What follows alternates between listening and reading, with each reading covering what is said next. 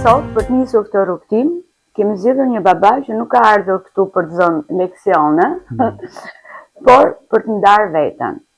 Një baba që si gjithë ne po mëson çdo ditë çfarë do të thotë të rrisësh një fëmijë duke rritur veten. Mirë se erdhe Fation Vleshi. Faleminderit Nila, faleminderit. Fation, kur e ndjeve për herë të parë që u bëre vërtet baba, jo në letra, po në jetën reale? Mirë Nila, faleminderit për ftesën. Realisht falenderoj edhe për pjesën që ti përpiqesh na angazhosh me aktivitetet e kopshtit, me aktivitetet me fëmijët, po edhe me këto me këto qoftë komunikime që ne na ndalojnë në ritmin e përditshëm të jetës dhe na kthejnë që ne të mendojmë. Si po ecim, çfarë po bëjmë, çfarë kemi bërë mirë, çfarë kemi bërë gabim. Dhe është e nevojshme kjo biseda dhe me të vërtet dua të të falenderoj. Unë jam babaja djelit që është 6 vjeç tashmë për disa vitesh te kopshti Shalop. Të bërit baba ti nuk e mendon në fillim, vetëm kur ati arrin në momentin që e prek, në momentin që djalin tënd e ke në duar dhe aty ti harron çdo gjë, çfarë si do ishte, si do shkonte, por je në pjesën që duke shiu momentin. Pastaj, gjatë kohës, gjatë përditshmërisë, gjatë rritjes fëmijës, ka edhe gjëra, edhe elemente të tjerë, por të bërit baba është momenti i parë kur ai të shikon, ai të flet, ai të thotë emrin babi dhe aty ti shijon këtë emër që është i shenjtë. Është i shenjtë. Në qoftë se do të kërkoja të ktheheshe pas 10 vite, përpara se Adielit të lindte. Si e kishe menduar ndonjëherë prindërimin, edhe si e kishe menduar si mund të ishe baba? Në fakt, para 10 vitesh kur ne ishim pa fëmijë, ti nuk mendon nuk mendon me sfidat e sotshme, ti shikon prindit e tjerë dhe thua unë këtë nuk do ta bëj kështu, këtë nuk do ta bëj ashtu, përpiqesh të japësh mendime, të japësh mend, por në momentin që ti bëhesh vetë prind, kjo nuk ka formulë. Kthehet çdo gjë. Është pa manual. Është pa manual. Fillon në rrugë. Dhe çdo mendim që ti ke bërë që unë do ta bëj fëmijën tim kështu, do të mundohem të përpiqem të mësoj një gjë apo një tjetër, është ç'bëhet sepse fillon ndërtimi me vetë fëmijën, me instiktin, por edhe në duke njohur edhe temperamentin e fëmijës pastaj. Është shumë e bukur. Çka ke marrë diçka nga babai yt që ti do doje t'ja përcjellje Adielit, edhe çfarë ke zgjedhur të mos përsërisësh?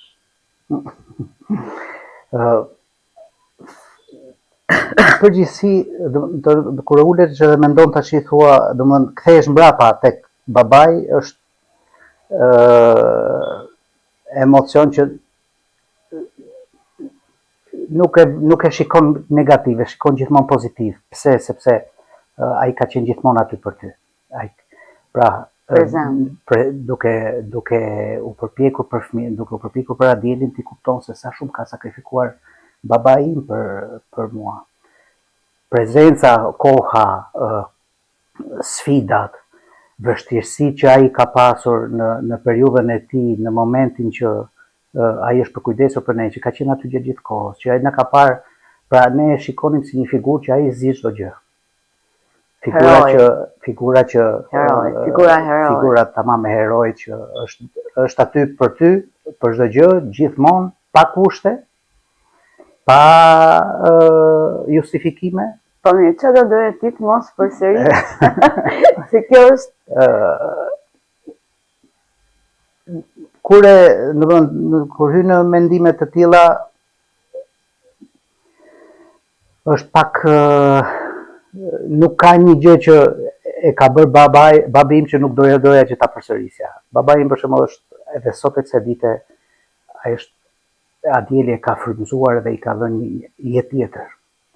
Ai është shtuar akoma më shumë me dëshirën për të përkushtuar për nipin e tij, saqë do doja edhe unë të isha si ai nesër pas nesër me nipit e mbesat, po që Fantastike. E përqafojmë gjyshin fort. po, gjithashtu. Okej.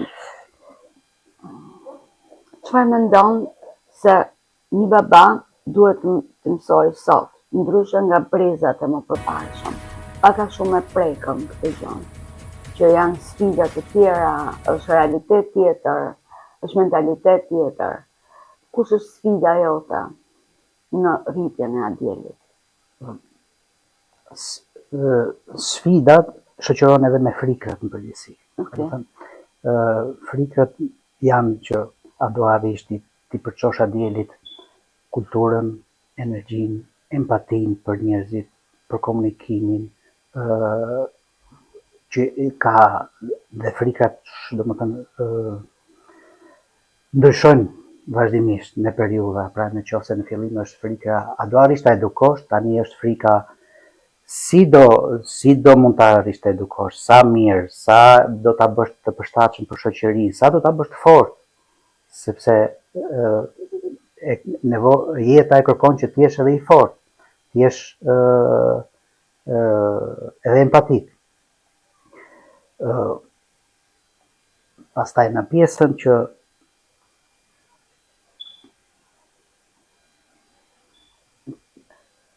Do më thënë frikrat e tua lidhen me sfidat, dhe sfida është frika. A je i mjaftueshëm, mjaftueshmërisht i mirë apo i fortë për të përçuar tek djali çdo gjë që ty të është dhënë, që ai të jetë edhe një qytetar i mirë, por njëkohësisht edhe një njeri i fortë dhe i plotësuar me veten e tij, sepse këto janë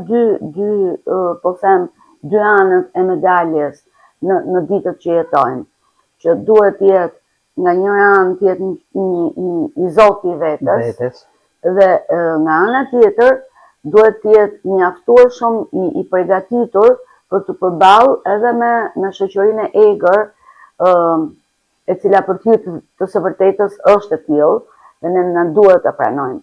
Aq më tepër në vende si Shqipëria ku na kam përshtypjen ajo familja në thonjza patriarkale, por që ka qenë baza dhe themeli i çdo zhvillimi të çdo personi. Ndërkohë, a je ndjerë ndonjëherë, a ndjesh ndonjëherë fajtor që nuk je prezent aq sa ti do doje? Ndonjëherë, me thënë vërtetën, Nila, trembem me faktin që koha ecë shpejt.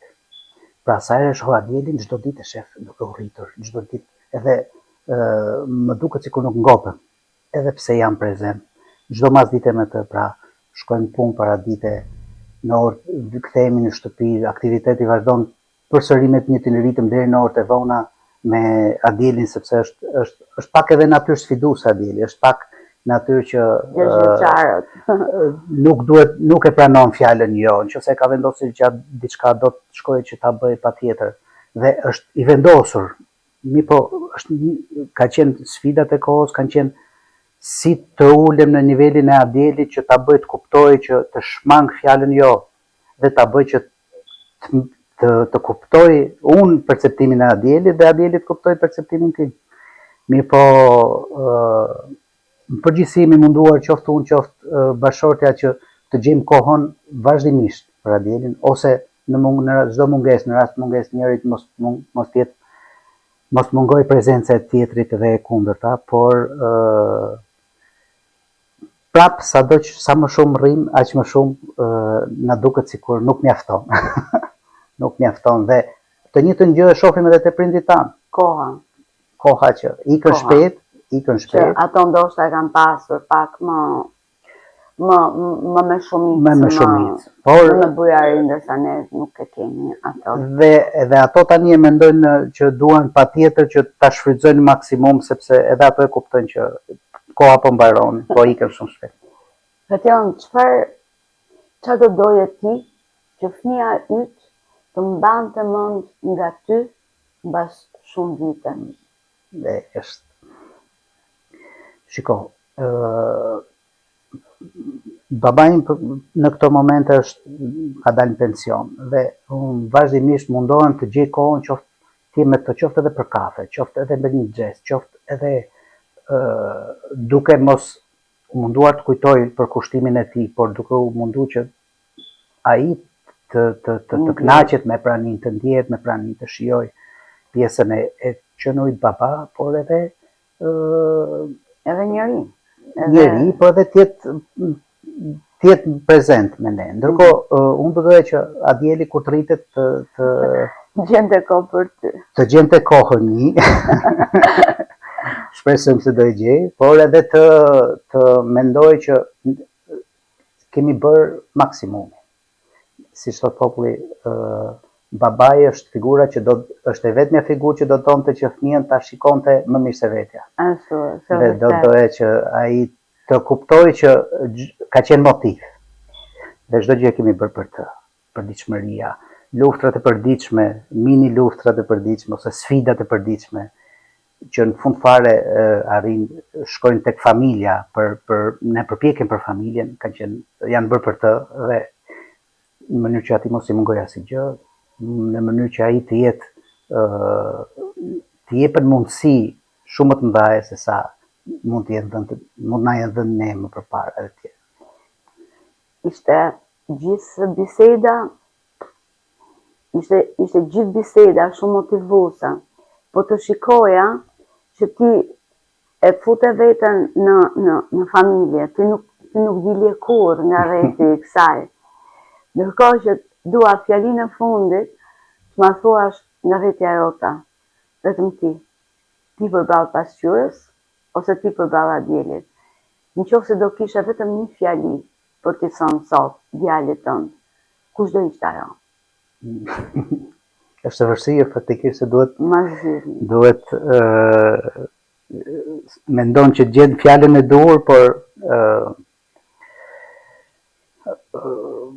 ne do të thënë fjalia vetëm është që do jem gjithmonë pranë. Do më kesh gjithmonë pranë për ty. Shumë e bukur. Falenderoj shumë Fation për kohën dhe për çdo gjë. Faleminderit ty për këto iniciativa dhe për këto